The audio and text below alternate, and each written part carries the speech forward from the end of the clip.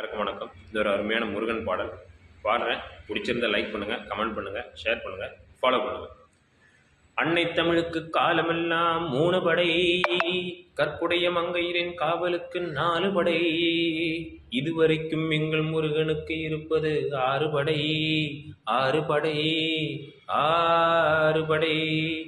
இன்று மருதமலை கோவில் ஒரு 7 படை, 7 படை, 7 படை. மருதமலைக்கு நீங்க வந்து பாருங்க, ஒரு தரம் மருதமலைக்கு நீங்க வந்து பாருங்க, ஈசன் மகனோடு மனம் விட்டு பேசி பாருங்க.